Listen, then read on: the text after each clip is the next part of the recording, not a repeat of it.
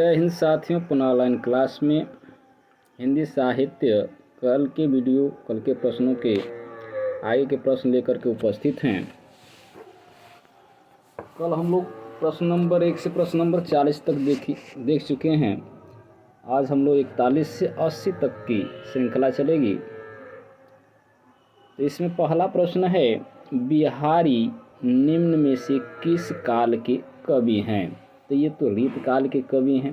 अब रीत काल में भी रीत मुक्त, रीत सिद्ध, अरीतिबद्ध धारा में किसमें के हैं, ये हम लोग देखेंगे। तो ये है आचार्य विश्वनाथ प्रसाद मिश्र ने हिंदी साहित्य का अतीत में रीत काल का विभाजन निम्न ढंग से किया है। रीत काल यानी श्रृंगार काल को इन्होंने 3 भागों में बांटा है: रीतिबद्ध धारा, रीत सिद्ध, रीत मुक्त। रीत लक्षणबद्ध और इसको रीतिबद्ध को रीत मात्र काव्य, रीत मुक्त को रहस्योन्मुख काव्य और शुद्ध प्रेमा काव्य। आचार्य रामचंद्र शुक्ल ने बिहारी लाल कवि को रसवादी कवि माना है तथा रीत काल के दूसरे वर्ग रीत सिद्ध के अंतर्गत आते हैं, यानी रीत सिद्ध कवि हैं। आचार्य रामचंद्र शुक्ल के अनुसार इनके द्वारा लिखित एकमात्र रचना बिहारी शतसई है, जो दोहा छंदों में रचित है। इसकी भाषा परिनिष्ठ साहित्यिक भाषा ब्रज भाषा है। भक्ति काल की रामाश्रयी शाखा के निम्न में से कौन से कवि हैं? तो भक्ति काल की रामाश्रयी हैं, यहाँ पे तुलसी हैं। कौन है? तुलसी। मीराबाई आती हैं लेकिन कृष्ण काव्यधारा की हैं। सूरदास भी कृष्ण काव्यधारा के हैं। ये प्रेमाश्रयी के हैं। व्याख्या में हम लोग देख चुके हैं, बतला ही चुके हैं। व्याख्या आप देख सकते हैं कि भक्ति काल में रामाश्रयी शाखा के कवि तुलसीदास जी हैं, जबकि सूरदास मीराबाई ये कृष्णाश्रयी शाखा की प्रसिद्ध कवि हैं। जबकि जायसी हैं सूफी काव्य परंपरा के प्रमुख कवि, यानी प्रेम मार्गी उसको कहते हैं। हिंदी भाषा की बोलियों की वर्गीकरण के आधार पर छत्तीसगढ़ी बोली आती है। तो छत्तीसगढ़ी आती है पूर्वी हिंदी में। किस में आती है? पूर्वी हिंदी में। छत्तीसगढ़ी, बघेली यहाँ पे देखिए दिया है। इन बोलियों में आती हैं। कौन कौन आती हैं पूर्वी हिंदी में? इनकी अन्य बोलियाँ ये क्षेत्र हैं अवधी, बघेली, राजस्थानी। वैसे मुख्य रूप से छत्तीसगढ़ी, बघेली और अवधी आती हैं। रायबरेली में जौनपुर, मिर्ज़ापुर, लखीमपुर खीरी और बहराइच आदि में बोली जाती हैं।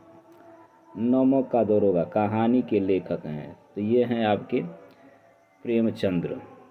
इनकी अन्य कहानियाँ इस प्रकार हैं: सज्जनता दंड 1916, ईश्वरी न्याय 1917, दुर्गा का मंदिर 1917, बूढ़ी काकी 1920, शांति 1921 और सवा शेर 1924, शतरंज का खिलाड़ी 1924।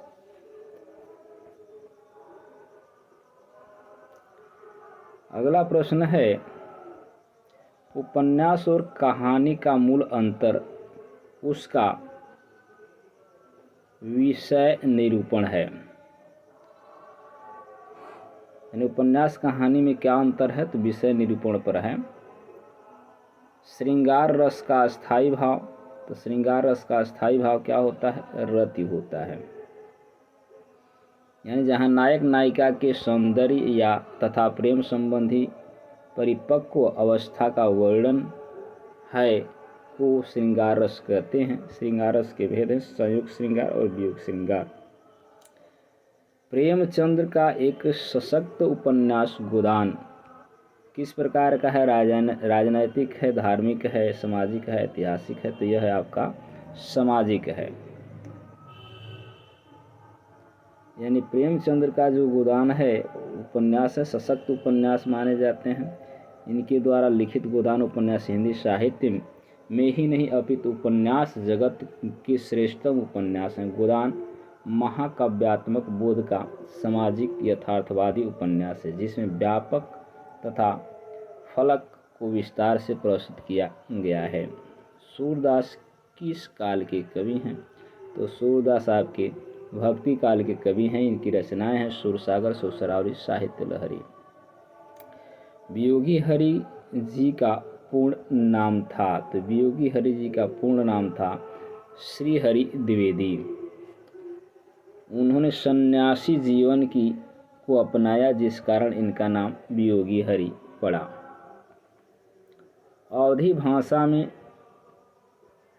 भाषा के सर्वश्रेष्ठ लोकप्रिय महाकाव्य का नाम है तो है पद्मावत। पद्मावत ने रामचरितमानस दिया है। खड़ी बोली ये पद्मावत भी अवधी भाषा में लिखी गई है, लेकिन यहाँ पे सर्वश्रेष्ठ महाकाव्य की बात कर रहा है। रामचरितमानस तुलसीदास की मानसिक मनीषा का निचोड़ है। यह हिंदी का अवधी भाषा में लिखा गया सर्वश्रेष्ठ महाकाव्य है। 7 कांडों में विभक्त है। तुलसीदास ने सर्वप्रथम मानस को रसखान को सुनाया था। यहाँ कह रहा है कि प्रगति काव्य में प्रधानता होती है। प्रगति काव्य की प्रधानता थी भावना और गीतात्मक की।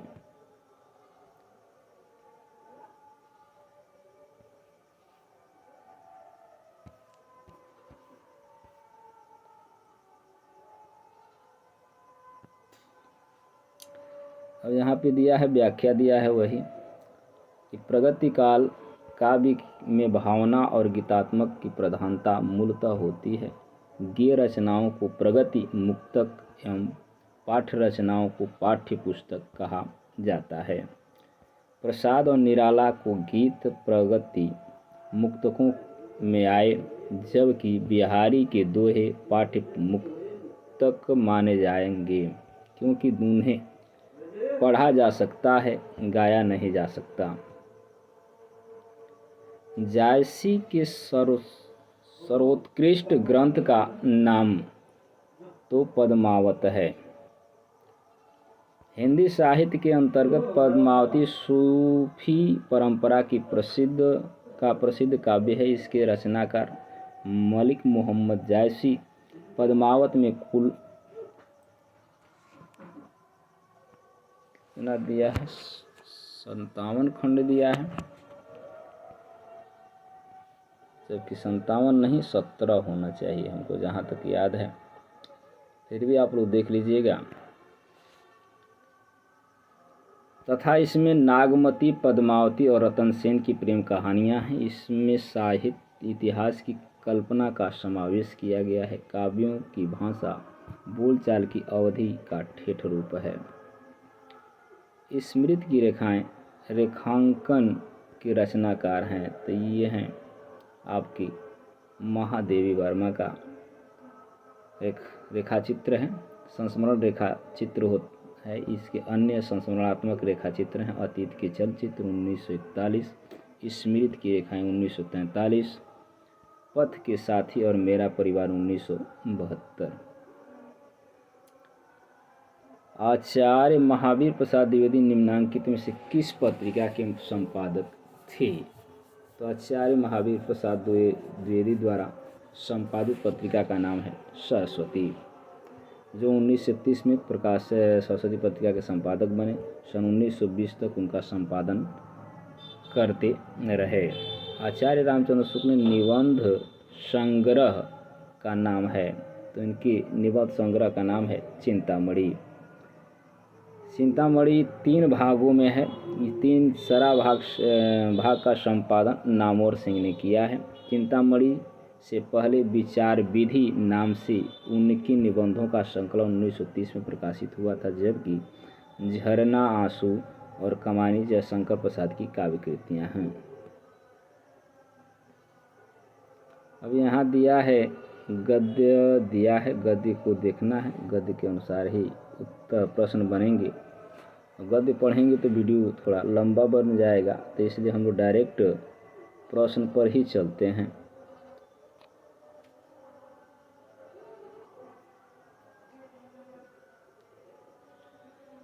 दिया है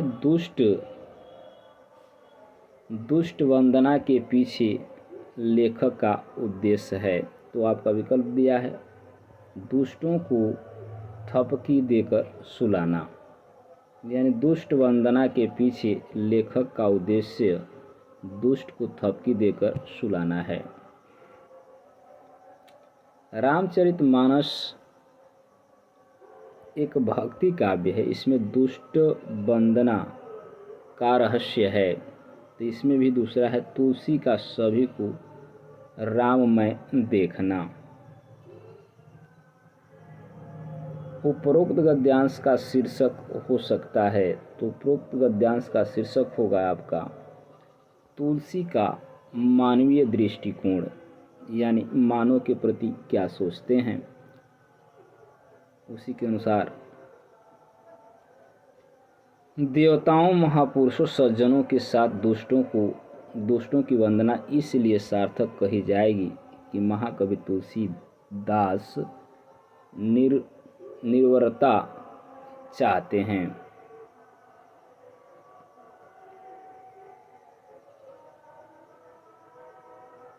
जीवन में हास्य का महत्व इसलिए है कि वह जीवन को क्या करता है, सरस बना देता है।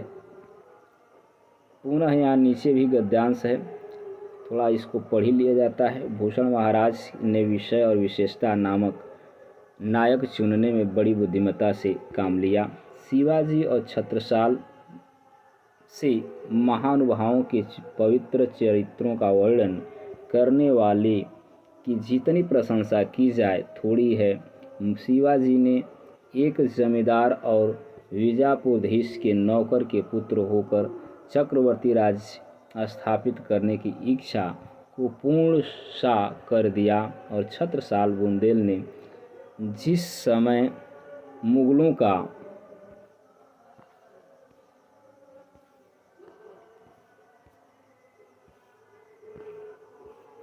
पीडीएफ धुंधला है, देखा जाएगा फिर।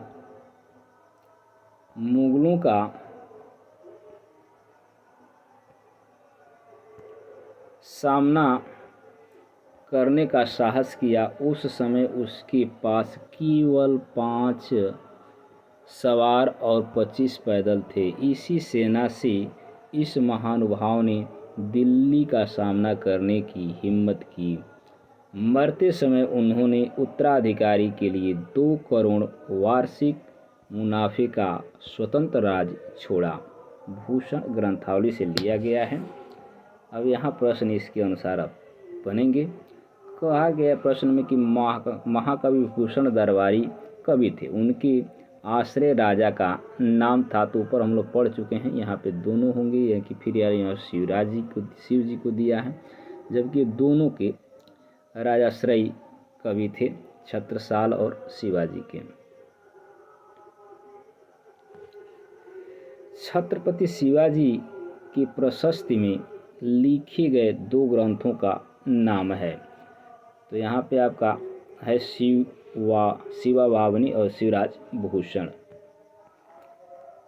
इस गद्यांश की सार्थक शीर्षक हो सकते हैं। तो यहाँ पे व्याख्या में दिया गया भूषण की बुद्धिमत्ता। छत्रसाल बुंदेला ने जिस समय मुगलों का सामना किया उस समय उनके पास थे, तो क्या थे, 5 सवार और 25 पैदल। ऊपर की गद्यांश में हम लोग देख भी चुके हैं।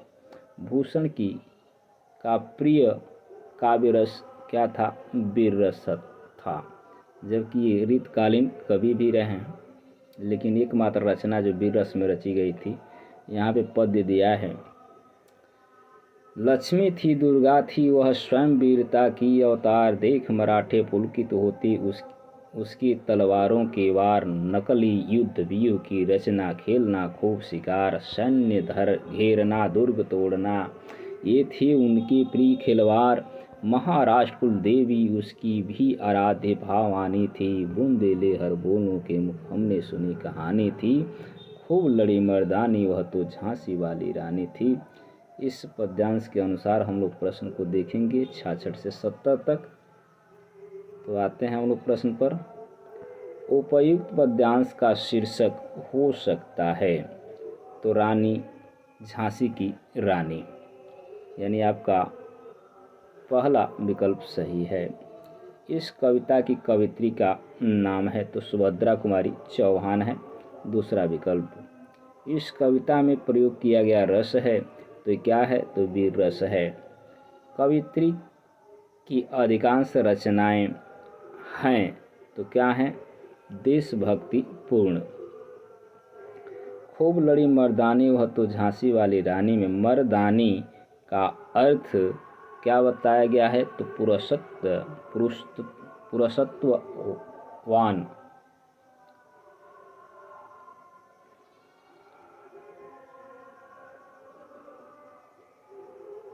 आगे है 71 से 80 तक के प्रश्न किस प्रकार हैं, तो यहाँ दिया गया है कि सर्वाधिक उपयुक्त युग्मों को चुनिए जो कि दिए गए 4 शब्द पर्यायवाची हैं। जो दिए गए शब्द हैं पर्यायवाची। अंतरिक्ष, तो अंतरिक्ष का क्या हो सकता है, तो यहाँ पे व्योम आकाश हो सकता है, यानी नभ अंबर गगन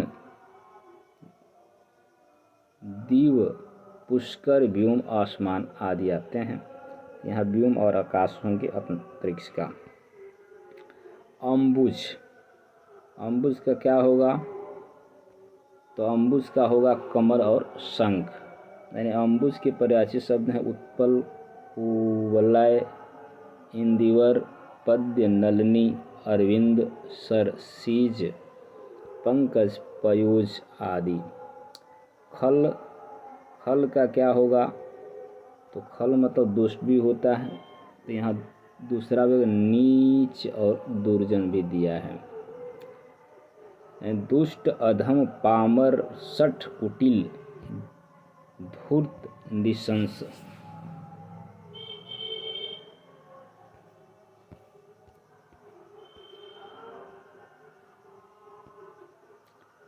तीर्ण, तीर्ण का क्या हो सकता है, तो तीर्ण मतलब तिनका और घास भी होता है, यानी तीसरा विकल्प आपका सही। तो शूद्र, शूद्र मतलब क्या होता है, निर्धन, दरिद्र, कंजूस, कृपाण, अल्प, कंजूस कृपाण होगा नहीं, नीच, अधम या निर्धन, दरिद्र, अपल्य, मामूली, यानी आपका नीच और अधम, यानी चौथा विकल्प आपका सही होगा। उग्र, उग्र का क्या होगा, तो उग्र का प्रचंड या क्रोधी भी होता है, ये दूसरा विकल्प हो गया। बटोही मतलब पथ और पाथिक और राही होता है, राहगीर होता है, तीसरा विकल्प। वीरद का क्या होगा, तो वीरद का आपका होगा यश और ख्याति, प्रसिद्धि। यातु, यातु का क्या होगा, तो यातु का चौथा होगा राक्षस और निशाचर। विभु का होगा आपका सर्वव्यापक नित्य। यहाँ से कल हम लोग उपस्थित होंगे 81 से 90 के प्रश्नों को, 81 क्या 81 से हम लोग 125 तक के प्रश्नों को देखेंगे। तब तक के लिए धन्यवाद। वीडियो को लाइक शेयर, चैनल को सब्सक्राइब कर लें।